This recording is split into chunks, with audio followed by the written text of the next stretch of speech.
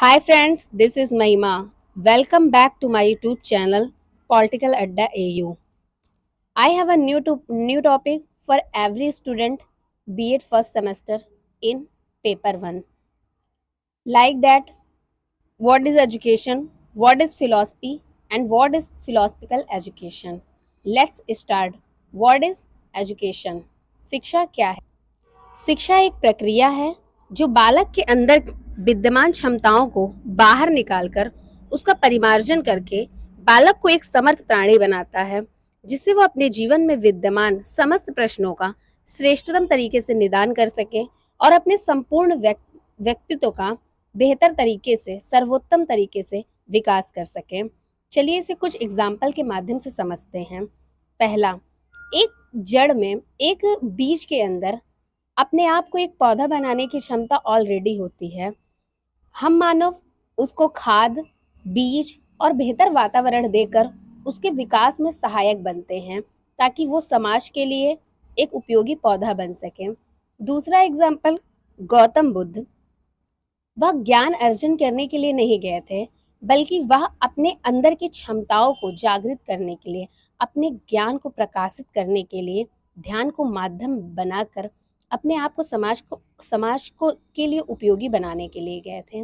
तीसरा एग्जाम्पल, राम भक्त हनुमान जी के अंदर अपने उड़ने की क्षमता ऑलरेडी थी, बस उन्हें एक ऐसा वातावरण दिया गया जिससे वो अपनी क्षमता को बाहर निकालकर सियापति रामचंद्र जी की हेल्प कर सके। इस प्रकार शिक्षा बालक के अंदर निहित क्षमताओं का परिमार्जन करके उसे व्यवहार कुशल प्राणी बनाता है, जिससे वह समाज के लिए एक उपयोगी प्राणी बन सके और अपने व्यक्तित्व का संपूर्ण तरीके से विकास कर सके।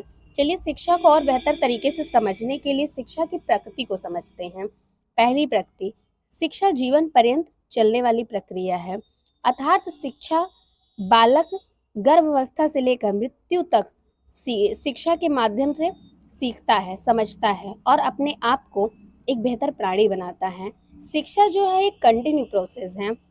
शिक्षा की दूसरी प्रकृति, शिक्षा एक व्यवस्थित प्रक्रिया है, अर्थात शिक्षा के एक प्रकार के रूप में औपचारिक शिक्षा एक निश्चित विद्यालय, एक निश्चित टीचर, एक निश्चित पाठ्यक्रम और एक निश्चित समय अवधि के लिए एक निश्चित स्थान पर दिया जाता है। इस प्रकार शिक्षा एक व्यवस्थित प्रक्रिया भी है।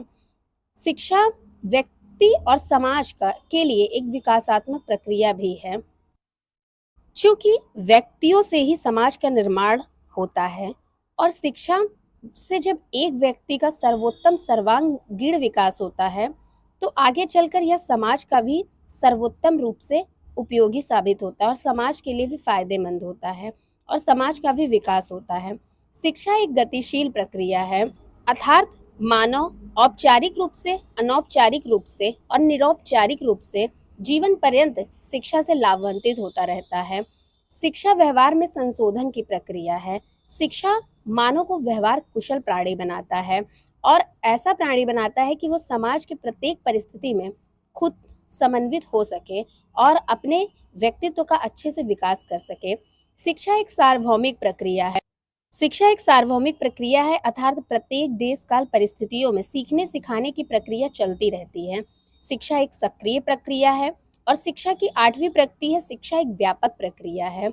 शिक्षा शिक्षा से वृद्ध, बालक, नौजवान, स्त्री, महिला हर किसी के लिए शिक्षा जो है फायदेमंद होता है और शिक्षा से सर्वोत्तम सर्वांगीण विकास होता है, अर्थात शारीरिक, मानसिक, आर्थिक, सामाजिक प्रत्येक क्षेत्र में शिक्षा बालक का सर्वांगीण विकास करती है। शिक्षा एक उद्देश्यपूर्ण प्रक्रिया है, अर्थात शिक्षित बालक का कोई ना कोई उद्देश्य अवश्य होता है। किसी का उद्देश्य डॉक्टर बनना है, किसी का इंजीनियर, किसी का प्रोफेसर। इस प्रकार शिक्षा का एक बेहतर उद्देश्य होता है, वो उद्देश्य चरित्र निर्माण भी हो सकता है।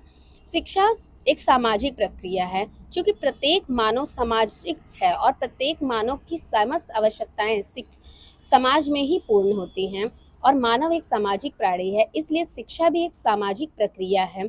शिक्षा एक त्रिध्रुवीय प्रक्रिया है, अर्थात शिक्षा के लिए टीचर, स्टूडेंट और पाठ्यक्रम तीन चीजों की आवश्यकता होती है और साथ में शिक्षा एक तार्किक प्रक्रिया भी है, क्योंकि शिक्षा समस्त प्रश्नों का तार्किक ढंग से विश्लेषण करना और समाधान करना सिखाती है। इस प्रकार शिक्षा की प्रकृति से स्पष्ट हो जाता है कि शिक्षा मानव जीवन का सर्वोत्तम सर्वांगीण विकास करके उसे समाज के लिए उपयोगी प्राणी बनाता है और उसके उद्देश्य को पूर्ण करता है। अब चलिए सच समझते हैं शिक्षा के प्रकार। शिक्षा 3 प्रकार की होती है: औपचारिक शिक्षा, अनौपचारिक शिक्षा और निरौपचारिक। शिक्षा का पहला प्रकार, जब एक निश्चित टीचर के माध्यम से एक निश्चित उद्देश्य के लिए एक निश्चित पाठ्यक्रम से एक निश्चित स्थान पर एक निश्चित समय अवधि के लिए जो शिक्षा व्यवस्थित की जाती है वह औपचारिक शिक्षा होती है। जैसे कि महाविद्यालयों, विश्वविद्यालयों या विद्यालयों में दी गई शिक्षा औपचारिक शिक्षा होती है। अनौपचारिक शिक्षा, अनौपचारिक शिक्षा जीवन पर्यंत चलने वाली शिक्षा है। यह हमें किसी भी स्थान पर, किसी भी समय पर, किसी भी व्यक्ति के द्वारा, किसी भी विधि के माध्यम से मिलती है। यह जन्म से लेकर मृत्यु तक किसी न किसी रूप में हमारे जीवन से जुड़ी रहती है और हमारे व्यवहार का परिमार्जन करके हमें एक कुशल प्राणी बनाती है। अनौपचारिक शिक्षा का उद्देश्य, अनौपचारिक शिक्षा का पाठ्यक्रम, स्थान, व्यक्ति, विधियां, समय इत्यादि निश्चित नहीं होता है, लेकिन यह शिक्षा एक बालक को उसकी माता पिता से, उसके बूढ़े दादा दादी से, आगे चलकर समाज से, पति से, किसी भी रूप में किसी भी तरह से उसे प्राप्त हो सकता है। निरौपचारिक शिक्षा, यह शिक्षा औपचारिक शिक्षा और अनौपचारिक शिक्षा दोनों का मिला जुला रूप है।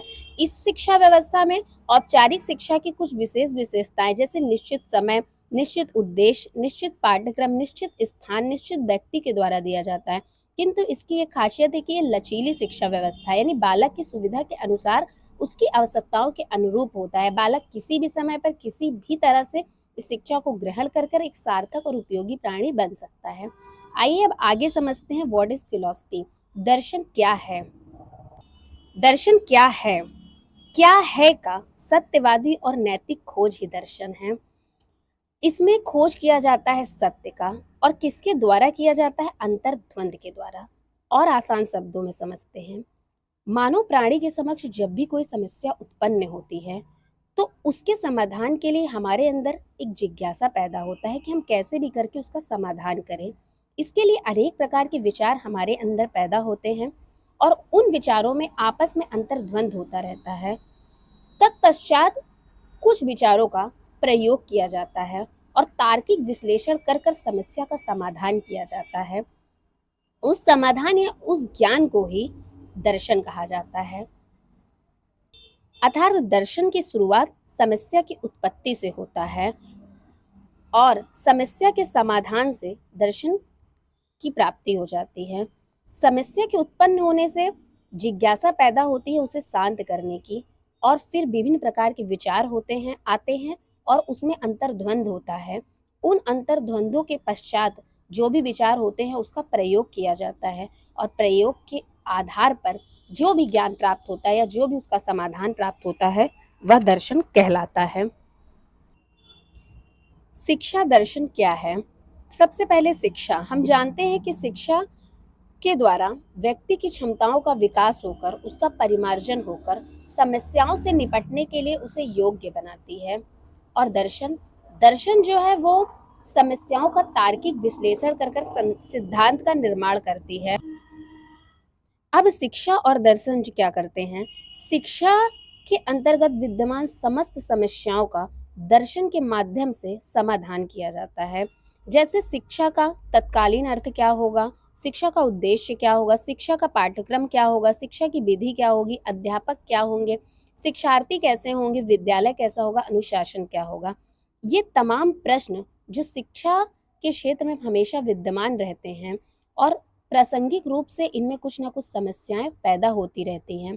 तो दर्शन के माध्यम से, उसके सिद्धांतों के माध्यम से शिक्षा की इन समस्याओं का योजनाबद्ध तरीके से समाधान किया जाता है। इस प्रकार दर्शन एक सिद्धांत है, एक योजना है, और शिक्षा क्या है? उस योजना का प्रयोग है। शिक्षा व्यवहार है और दर्शन एक योजना है, एक विचार है। इस प्रकार शिक्षा की समस्याओं को हल करने के लिए दर्शन के सिद्धांतों का प्रयोग कर समाधान किया जाता है। इसे ही शैक्षिक दर्शन कहते हैं। I hope you understand what is education, what is philosophy and what is philosophical education.